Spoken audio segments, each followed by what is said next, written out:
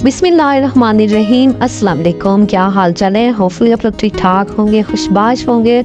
तो आज मैं आपको एक बहुत ही बाहिम्मत ख़ातून की ना स्टोरी बताऊंगी और उससे आपको काफ़ी ज़्यादा मोटिवेशन मिलेगी। उन्होंने फूड बिजनेस का काम स्टार्ट किया है और उन्होंने क्यों, कैसे और किस तरह स्टार्ट किया, ये सब कुछ मैं आपको वीडियो में बताऊंगी। पहले मैं आपको कुछ पॉइंट्स से क्लियर कर दूं, फिर मैं आपको बताती हूँ। अच्छा, ऑनलाइन बिजनेस काम करने का ना ये बड़ा फ़ायदा होता है कि हमें किसी कस्टमर से बहस नहीं करनी पड़ती।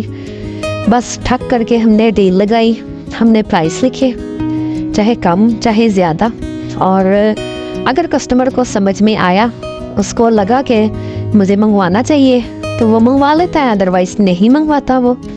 लेकिन प्रॉब्लम कहाँ पे आती है? जब मेरी सिस्टर प्राइवेट फूड बिजनेस करती हैं। अब वो घर में बैठी हैं, उनके बच्चे भी तंग करते हैं, उनके घर के काम भी बहुत ज़्यादा है।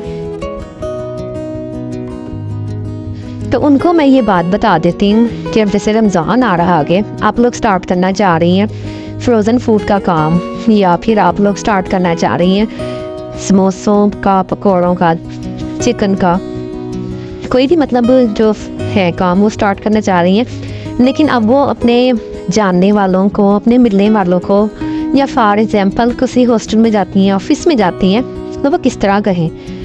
तो ये तो सिस्टर, डियर सिस्टर, आपको अपने अंदर कॉन्फिडेंस लाना होगा। जब हम बिज़नेस करते हैं ना, हम कोई बुरा काम नहीं कर रहे, हम कर रहे हैं इस्लाम के दायरे में रहकर, और इस्लामी तरीक़ों के ज़रिए हम बात करते हैं, और बात टू दी पॉइंट करनी है। और मेहनत में तो कोई शर्म है ही नहीं।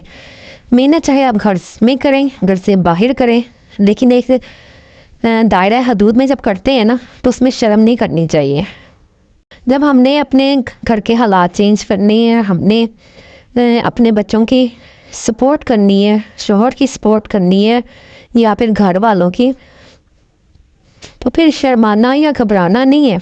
बस टू दी पॉइंट, सलाम दुआ के बाद फ़ौरन से अपने उस पर आ जाए, टॉपिक पे, कि जी मैं ऐसे ऐसे काम करती हूँ और ये इसकी प्राइस है।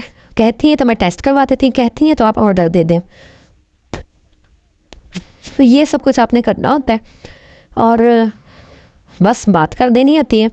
शर्माने की, घबराने की ज़रूरत ही नहीं है। देखो, इस गैर कानूनी काम तो हो नहीं रहा, स्मगलिंग तो हम कर नहीं रहे, हम कर रहे हैं फूड का काम।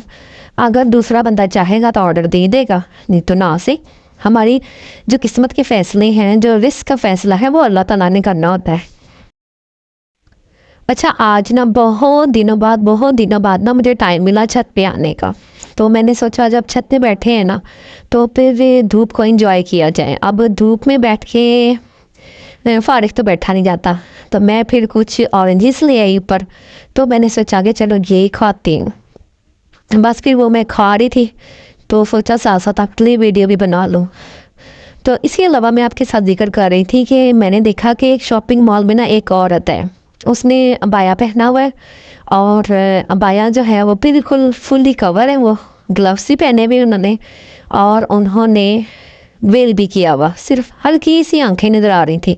अब वो जगह जगह जगह जगह हर शॉप पे, हर शॉप, मॉल नहीं होते जैसे कि बड़े बड़े मॉल होते हैं, मॉल्स वगैरह होते हैं जहाँ पे इलेक्ट्रिक स्टेयर्स लगी होती हैं। और वो जैसे कि अगर आप लाहौर में रहते हैं, तो लाहौर में जैसे कि एक्सपो सेंटर है, और फैसलाबाद में चले जाएं तो वहाँ पर लाइलपुर गैलरिया है, और इस तरह मुख्तलिफ, जैसे मैं आपको इमेजिन करवाना चाह रही हूँ, अगर आप उस माहौल में जाएं तो बड़े बड़े मॉल्स में वो मैंने देखा कि वो ना घूम फिर रही हैं। फिर मैंने सोचा, क्यूरियोसिटी सी हो रही थी, करके आ रही। फिर थोड़ी देर बाद पता चला कि ये तो ऑर्डर्स ले रही हैं खाने के। और खाने के कौन से ऑर्डर्स ले रही हैं कि रिक्शा भर के लेके आती हैं, और उसमें उनका हर तरह का खाना होता है। खाना भी कैसा होता है? घर का, साफ़ सुथरा बना हुआ। और कोई जैसे बाहर के खाने खाओ रोज़ाना, तो उससे स्टमक प्रॉब्लम हो जाती है, जबकि वो हाथ का बना हुआ, घर का बना हुआ, जैसे कि हम लोग बनाते हैं वो खाना। तो फिर जब उनसे पूछा गया ना कि आपके खाने की कीमत क्या है, कहीं पे वो घर की रोटी दे रही हैं, कहीं पे दाल दे रही हैं, कहीं पे दाल चावल, उन्होंने छोटे छोटे पैकेट्स बनाए हुए थे और वो सबको डिस्ट्रीब्यूट कर रही थी। तो फिर जब पूछा क्या ना उनसे कि कीमत क्या है, कीमत भी इतनी मुनासिब कि बस एक आम बंदे की पहुंच में, जैसे कि वो लोग अगर बैठे बैठे उनको खाना मिल जाता है और गरम गरम मिल जाता है तो इसमें ऐसी क्या बात है। तो उन्होंने क्या किया, जब उनसे पूछा ना कि आपके खाने का मेन्यू क्या है, तो उन्होंने कहा कि रोज़ ना नई नई डिशेस लेकर आती हैं ताकि कोई बोरे का शिकार ना हो, और मेरे घर के खानों की जो सेल करती हूँ उसकी प्राइस ही बहुत कम है। गोश्त का पूछा तो उन्होंने कहा 270 की प्लेट होती है, उसमें हर किस्म का खाना होता है, उसमें कौरमा भी होता है, उसमें कबाब मसाला भी होता है, उसमें क्या कहते हैं उन्होंने ग्रेवी चिकन भी रखा हुआ था। अगर जैसे दाल सब्जी का सालन है तो वो फिर है 170 की प्लेट, और अगर साथ में उन्होंने मीठा रखा हुआ है तो वो 150 का। अब वो 150 का मीठा कोई इतना ज़्यादा मीठा नहीं है, थोड़ा सा, हर इंसान को खाने के बाद थोड़ी सी मीठे की भी तलब हो जाती है। और रोटी जो घर की सादा गंदम आटे की रोटी बनी हुई होती है वो कितने की थी, वो सिर्फ 20 रुपए की। बाज़ार से भी अगर लेने जाए ना तो 30 की, मैं खुद सेल करती हूँ 50 की फूड पांडा पर। वो तो मेरी मजबूरी है ना, या आप लोगों की भी मजबूरी है कि हमें उसकी वो करनी पड़ती है, फ़ीस पे करनी पड़ती है, इसलिए बढ़ा के रखने पड़ते हैं।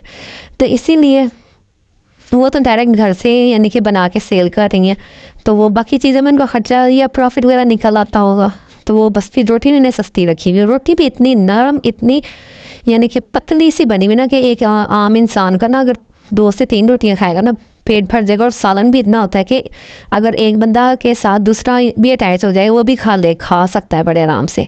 तो ये देखें, ये फिर जब उनसे पूछा गया ना कि आपने ये काम कैसे स्टार्ट किया, तो उन्होंने कहा कि मेरे हस्बैंड के साथ ना किसी ने किया था फ्रॉड, और जिसकी वजह से हमारे ऊपर ना आ गया उसका कर्जा बहुत ज़्यादा हो गया 10-12 लाख का।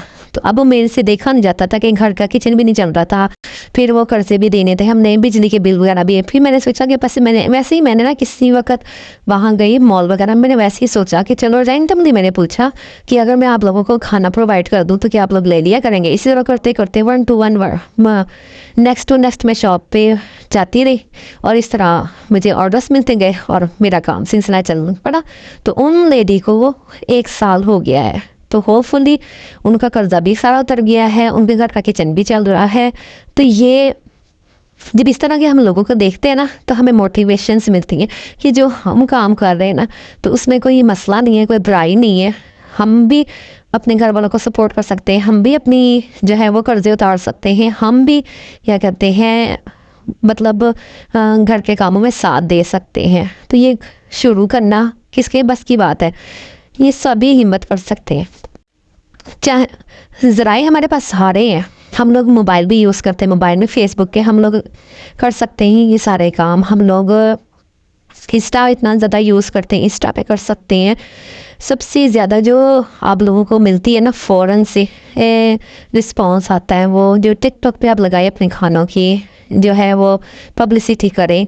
आप फेसबुक पे जाएं, वहाँ पर भी आप पब्लिसिटी कर सकते हैं, और ख़ासतौर पे ऐसे ग्रुप्स में जहाँ पे लाखों में लोग जो है ना उसमें एक्टिव होते हो, और वहाँ पे आप अपनी पोस्ट लगाएं तो देखिएगा चलें कम से कम मैक्सिमम दिन में 2 ऑर्डर्स भी आ जाते हैं तो एनफ।